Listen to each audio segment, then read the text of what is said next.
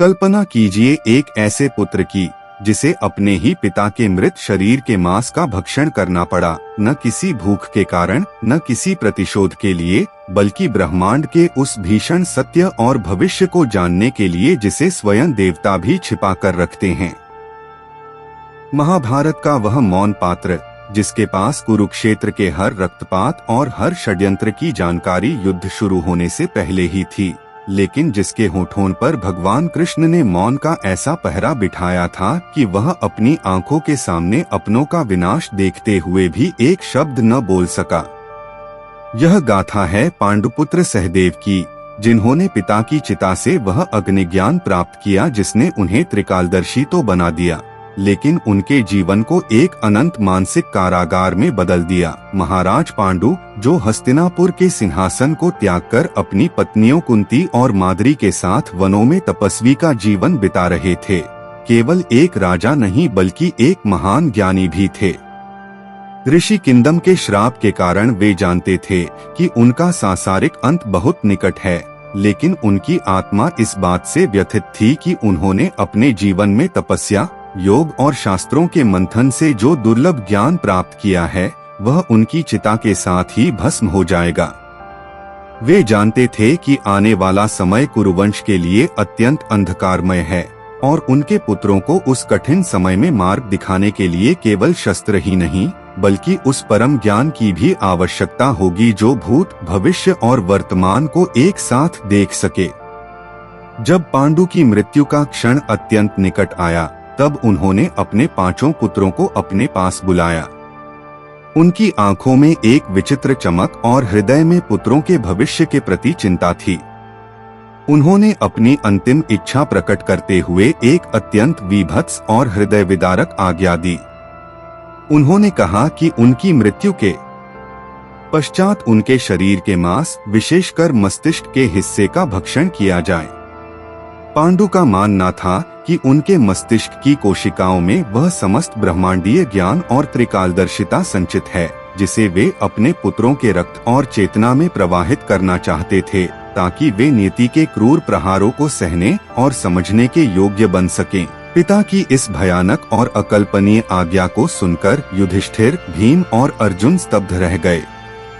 उनके संस्कार और धर्म की शिक्षा उन्हें अपने ही पिता के शरीर का अपमान करने की अनुमति नहीं दे रही थी। युधिष्ठिर ने इसे घोर पाप और अधर्म की श्रेणी में रखा, जबकि भीम और अर्जुन ने इसे शोक और मोह के कारण उपजी एक विचित्र मांग समझा। वे यह नहीं समझ पा रहे थे कि इस क्रिया के पीछे पिता का उद्देश्य केवल उनके कल्याण का था। चारों भाइयों ने इसे अस्वीकार कर दिया और वे पिता के मृत शरीर के संस्कार की तैयारी में लग गए, लेकिन सबसे छोटे भाई सहदेव के मन में कुछ और ही चल रहा था। जो शांत स्वभाव के और अत्यंत विचारशील थे, उन्होंने अपने पिता के वचनों के पीछे छिपे मर्म को पहचान लिया था।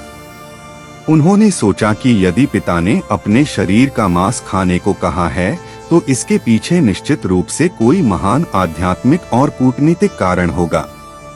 उन्होंने यह भी महसूस किया कि एक पुत्र का सबसे बड़ा धर्म पिता की आज्ञा का पालन करना है, चाहे वह आज्ञा कितनी भी कठिन या समाज की दृष्टि में घृणित क्यों न हो।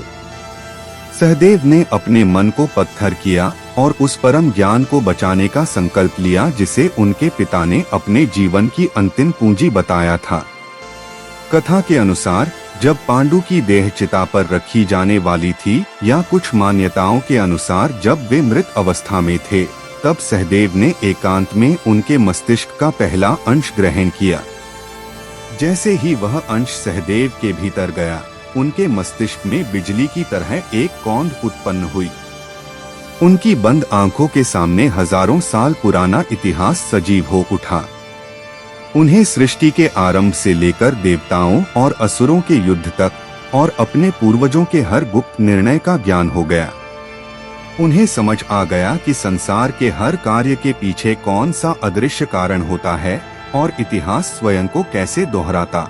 सहदेव ने जब दूसरा ग्रास ग्रहण किया तो उनके भीतर की चेतना का विस्तार संपूर्ण जगत में होने लगा। उन्हें अब आंखों से देखने की आवश्यकता नहीं थी, वे बैठे बैठे ही जान सकते थे कि हस्तिनापुर के महलों में शकुनी क्या षड्यंत्र रच रहा है या समुद्र के उस पार कौन सी सेनाएं युद्ध की तैयारी कर रही हैं। उन्हें वर्तमान में घटित हो रही हर सूक्ष्म से सूक्ष्म घटना, यहाँ तक कि पशु पक्षियों की भाषा और उनके मन के विचार भी समझ आने लगे। वे समझ गए कि सत्य अक्सर वह नहीं होता जो दिखाई देता है, बल्कि वह होता है जो परतों के पीछे छिपा रहता है। जब सहदेव ने तीसरा और अंतिम ग्रास लिया, तब उनके ज्ञान की सीमाएं टूट गईं और वे काल के बंधन से मुक्त हो गए। उनकी दृष्टि भविष्य के उस पार पहुंच गई जहां कुरुक्षेत्र का भीषण नरसंहार होने वाला था। उन्होंने देखा कि कैसे पितामह भीष्म शरशय्या पर पड़े हैं, कैसे गुरु द्रोण का वध हो रहा है और कैसे उनके अपने भाई अपनों के रक्त से सने हुए हैं। उन्हें यह भी पता चल गया कि भगवान विष्णु ने कृष्ण के रूप में अवतार लिया है और वे ही इस पूरे महायुद्ध के सूत्रधार हैं। अब सहदेव के लिए समय एक स्थिर बिंदु बन गया था जहां कुछ भी गुप्त नहीं था। सहदेव की इस नई दिव्य शक्ति का आभास द्वारकाधीश श्री कृष्ण को तुरंत हो गया। कृष्ण जानते थे कि यदि किसी मनुष्य को भविष्य का पूर्ण ज्ञान हो जाए तो वह नियति के खेल में बाधा डाल सकता है।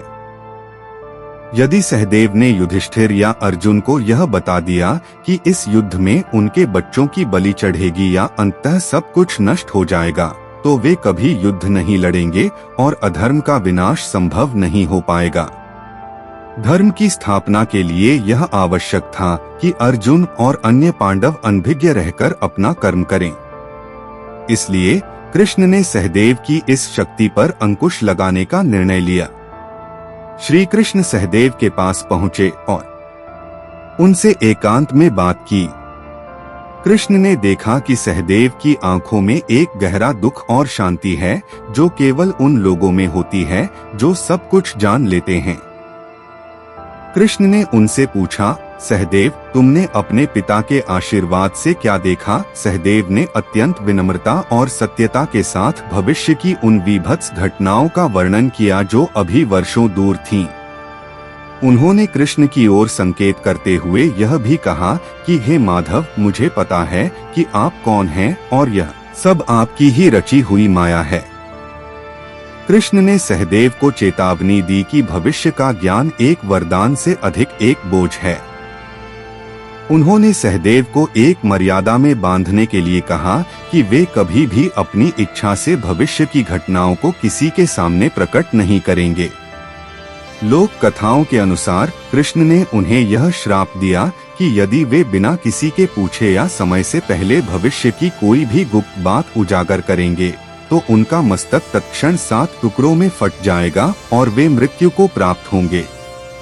सहदेव ने कृष्ण की इस आज्ञा को शिरोधार्य किया और उस दिन से वे एक मौन दृष्टा बन गए। महाभारत के एक प्रसिद्ध प्रसंग में आता है कि शकुनी को किसी तरह आभास हो गया था कि सहदेव ज्योतिष और भविष्य के प्रकांड पंडित हैं। जब युद्ध अनिवार्य हो गया तब दुर्योधन और शकुनी सहदेव के पास युद्ध की शुरुआत के लिए सबसे शुभ मुहूर्त पूछने गए। सहदेव जानते थे कि यदि वे सही मुहूर्त बताएंगे तो कौरवों को लाभ हो सकता है, लेकिन वे झूठ नहीं बोल सकते थे क्योंकि वे सत्य और धर्म से बंधे थे। उन्होंने दुर्योधन को वह मुहूर्त बताया जिससे कौरव अजय हो सकते थे, क्योंकि पूछने पर सच बोलना उनका धर्म था। जब कृष्ण को पता चला कि सहदेव ने दुर्योधन को विजयी होने का मुहूर्त बता दिया है तो उन्होंने अपनी माया रची। कृष्ण जानते थे कि सहदेव का ज्ञान अटल है, इसलिए उन्होंने समय की चाल ही बदल दी। उन्होंने ग्रहण और अन्य खगोलीय स्थितियों को समय से पूर्व ही प्रकट कर दिया, जिससे दुर्योधन भ्रमित हो गया और उसने उस शुभ मुहूर्त का सही ढंग से उपयोग नहीं किया। यह घटना दर्शाती है कि सहदेव का ज्ञान सत्य था, लेकिन भगवान की इच्छा और माया के आगे बड़े से बड़ा भविष्यवक्ता भी विवश हो जाता है। पूरे युद्ध के दौरान सहदेव सबसे शांत पांडव रहे। वे जानते थे कि अभिमन्यु कब मारा जाएगा, वे जानते थे कि द्रौपदी के पुत्रों का वध होगा और वे यह भी जानते थे कि कर्ण उनका अपना भाई है। लेकिन कृष्ण के श्राप और नीति के बंधन के कारण वे कुछ बोल नहीं सकते थे।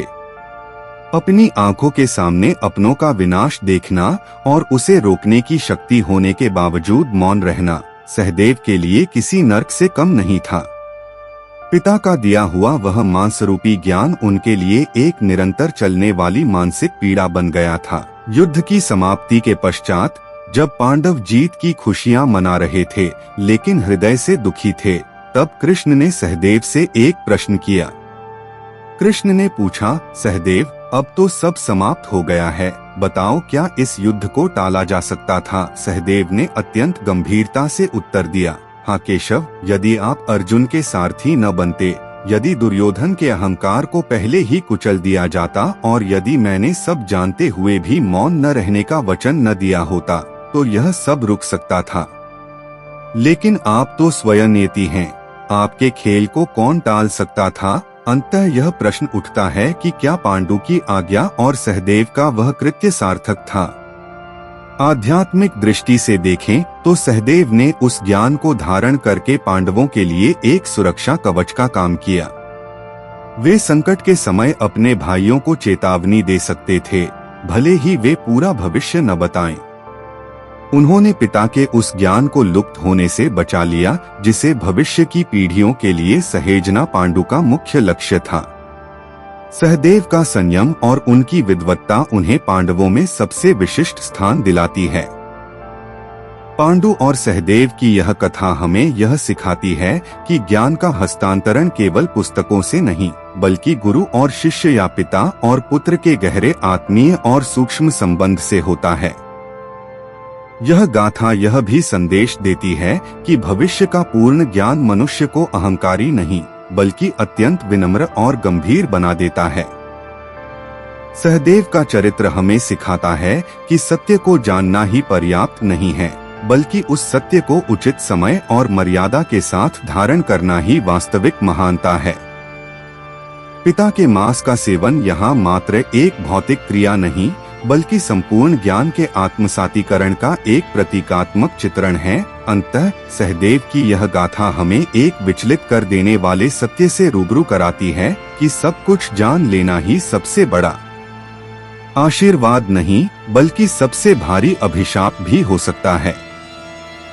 पिता पांडु के मांस से प्राप्त वह दिव्य दृष्टि सहदेव के लिए एक ऐसी खिड़की बन गई जिससे उन्होंने जीवन भर केवल विनाश और मृत्यु को आते देखा, पर उसे बदलने का अधिकार खो दिया। कुरुक्षेत्र की धूल में दबे उस मौन त्रिकालदर्शी का जीवन गवाह है कि कभी कभी अज्ञानता ही मनुष्य के लिए सबसे बड़ी शांति होती है, क्योंकि भविष्य को जानने की कीमत अक्सर अपना वर्तमान और अपनी मानसिक शांति देकर चुकानी पड़ती है।